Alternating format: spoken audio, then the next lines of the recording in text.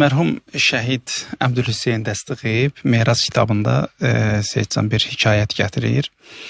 Deyir, günlərin birində bir padişah Nişabur şəhərinə gəlir, yəni şəhərə daxil olur. Deyir, həmin dövrdə də bir Quran qarisi yaşayırdı. Çox gözəl ləhcəsi var idi, çox gözəl qiraəti var idi və başqa insanlar kimi bu Quran qarisi də padişahın qabağına çıxır və orada bu ayəni oxuyur. Qulillahumma malikal mulk tu'til mulka men təşə və tənzi'ul mulka mimmen təşə və tu'izzu men təşə və tuzillu men təşə. Bu Allahın mülk ayəsidir. Allahın qüdrət nişanəsi olan ayəsidir. Və bu padişah bu ayəni eşidən kimi atın üstündən düşür yerə və səcdəyə gedir. Bilirsiniz də bu ayənin mənası mülk yalnız Allaha məxsusdur, izzət yalnız Allaha məxsusdur. Allah istəsə kimisə əziz etsin, əziz edər, kimisə istəsə zəlil edər. Yəni Allahın istəyi iləndir. Şah bildi bu Quran ayəsi hardan gəldi buna.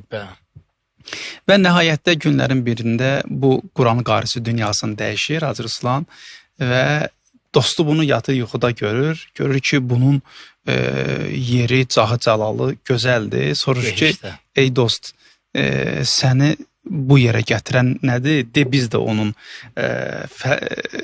fəlsəfəsini bilək və biz də əməl edək. Deyir ki, vallah, mənim elə bir güclü əməlim yox idi dünyada. Sadəcə olaraq o günlərin birində ki, mən Allaha xatir, söz buradadır, mən Allaha xatir, Allahın əzəmətin o şah ki atın üstündə məğruranə ki hər şey da bunun üçündür. Onu görərək Allahın o mülkün ona xatırladaraq bu ayəni oxudum. Allah Taala mənə dedi ki, ey mənim bəndəm, sən ki mənim şahın qabağında əzəmətimi onun gözündə göstərdiyin, xatırlatdın ona, bu günləri hər kəsdən fərqli olaraq səni biz əzəmətli edəcəyik axirətdə və cənnəti sənə müjdə veririk. Budur, yəni əsl Quran qarisi harda, hansı zamanda, hansı ayə oxumalıdır, həmin ayənin dərinliyin bilməlidir ki, oxumalıdır.